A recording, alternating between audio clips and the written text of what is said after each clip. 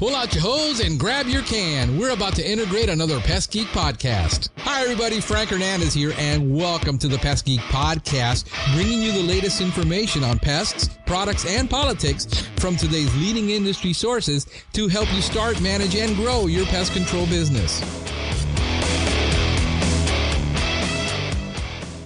Thanks, Frank.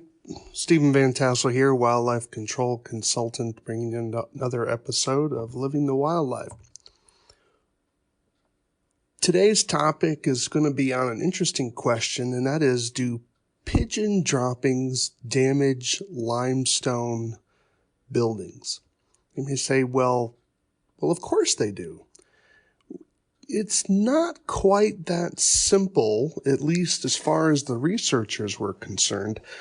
Certainly there is no doubt that pigeons, Columba livia, in terms of their scientific name, the common pigeon, the rock dove, when they damage buildings, certainly aesthetically, then in terms of how the building works. But what the researchers how the building looks, certainly everyone agrees that a building covered with bird excrement is just gross.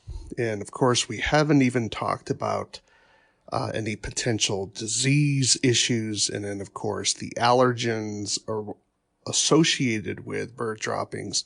But that is a topic for another podcast. This question is whether the bird droppings themselves, particularly those of pigeons, damage the limestone itself, like cracking it or etching it and degrading it at a chemical level.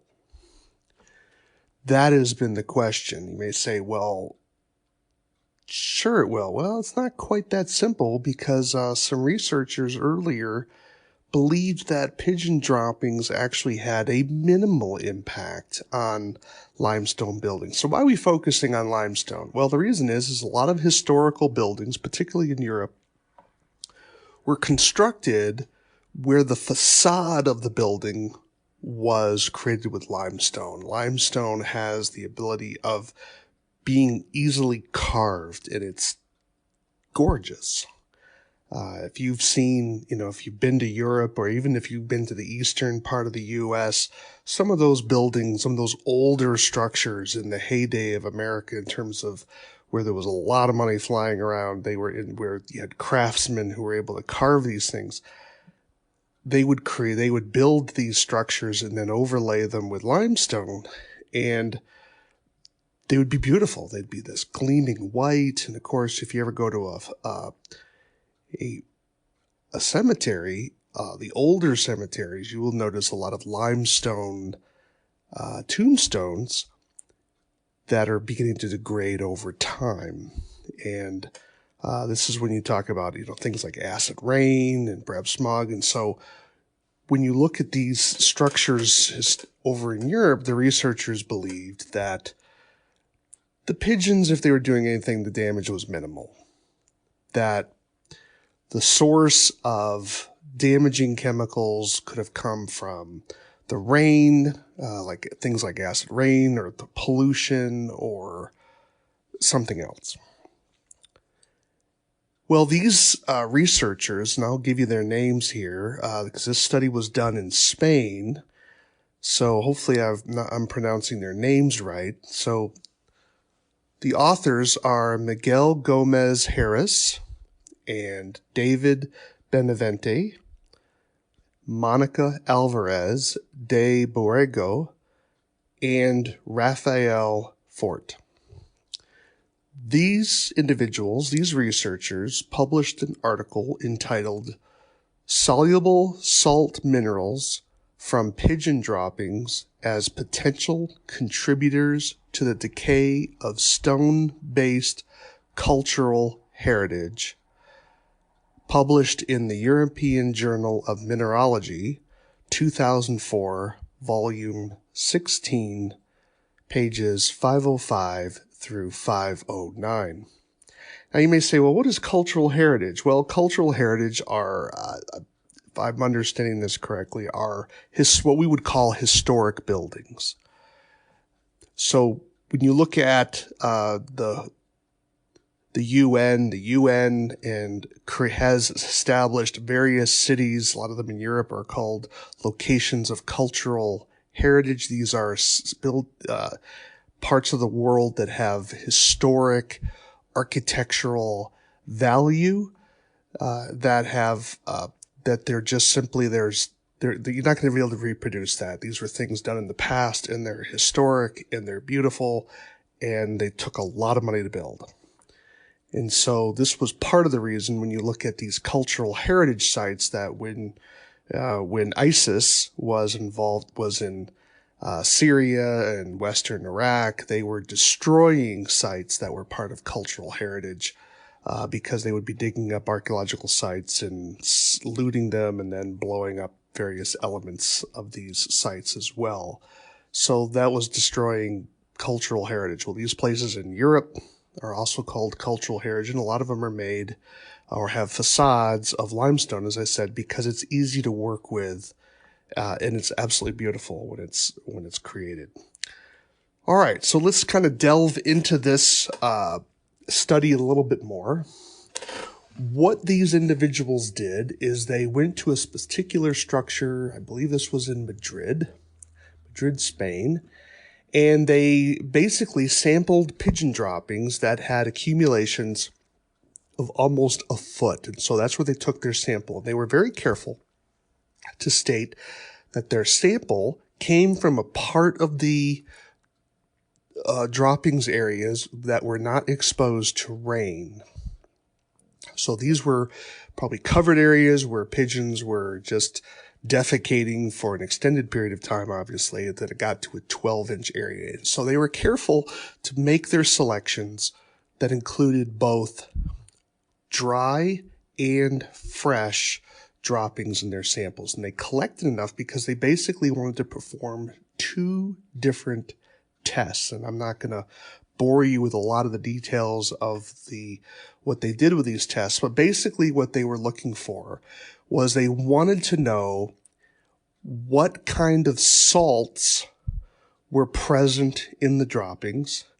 And then the second question they were looking to determine was what was the acidity of water that was then leached through those droppings. And so that was basically 2 different types of tests. And then they took that material and applied it to square samples of limestone to see if the pigeon droppings or the liquid had any effect on those limestone samples. So to make a long story short, they essentially found the following. That is that pigeon droppings had about a soluble salt content of about 4% by weight. Now, why does that matter? Well, what the authors claimed was that the salts that were contained inside the pigeon droppings had a reaction or had a physical effect to limestone that would ultimately crack and degrade the particles that are contained in limestone. So that when you have that coupled with the acidic element of the droppings, that you start getting etching in the limestone, and then the salts, the crystals in the salts, as they were forming, would then begin to break apart the particles within limestone. If you ever handle limestone, it has a gritty feel to it. When the sheen on it begins to degrade, because it's really kind of made of what do I want to call this? From crustaceans that have been sort of piled up and layered. And that's what limestone's made out of. It's made out of the exoskeletons of all these crustaceans that have been crushed. And so it's kind of an organic type material, even though we look at it as stone. It's made out of calcium and other elements that were involved in the exoskeletons of those various crustaceans. So what they found was, contrary to the results of other researchers, they did learn that pigeon droppings, when you have water mixing with that, is acidic.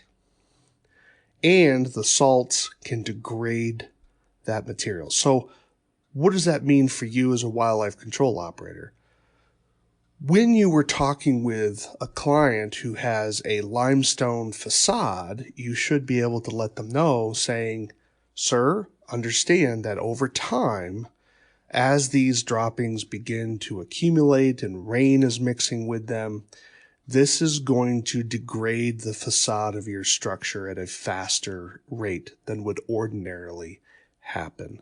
So again, we don't want to use scare tactics. We don't want to hype things. Obviously, the degrading period, this takes time. Ultimately, everything decays over time. But when it comes to pigeon droppings, think of it as an accelerating factor that's going to increase the degradation on that building over time. And so the idea being, pay me now or pay someone else later. And of course, we don't have the kind of stonemasons available today that were available back 200, 300, 400 years ago, or even earlier, depending on the type of building that you're working on. So it is interesting to know that intuitively we would have thought that there was something going on here, but the research obviously demonstrated that they believe there is an effect here. And of course, they didn't wait. Obviously they're trying to get a publication out, so they couch their results in rather tentative way. In fact, let me kind of read how they phrase this. And they say, the conclusion here, the results of the study show that accumulations of pigeon droppings generate solutions with low pH and high salinity, that means high salt, when they are leached by water. The derived solutions contain significant concentrations of salts. This is contrary to the traditional view in which pigeon droppings are thought to have a limited impact on the decay of building stones, generating only phosphates and or nitrates on the surface. All of the salts identified in the leachates have been previously identified as possible decay agents on stone monuments and historical buildings. I'm skipping down a little bit.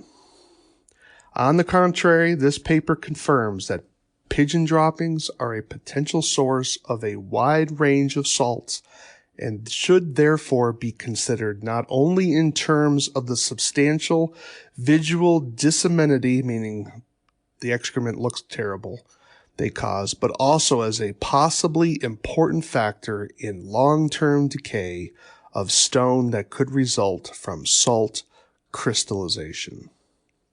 Well, there you have it. So that is the scientific ease, the language there to just say, look, pigeon droppings degrade limestone. There you go. So if you ever need to prove that to a client, you have access to this particular publication and you can say, there you go, look it up.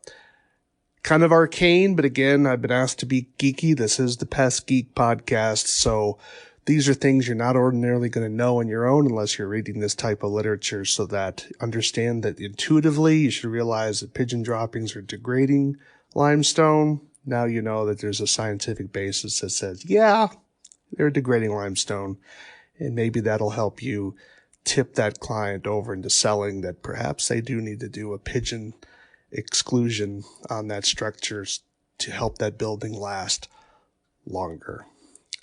I'm Stephen Vantassel, wildlife control consultant, talking to you again about living the wildlife. Would love to hear from you. wildlifecontrolconsultant@gmail.com. Would love to have your feedback. Thanks for listening. Back to you, Frank. Thank you for listening to the Pest Geek Podcast. If you have enjoyed the Pest Geek Podcast, please give us a rating, write a review, or subscribe to the channel. You can join the Pest Geek Society by visiting pestgeekpodcast.com. Thank you for listening. See you next time.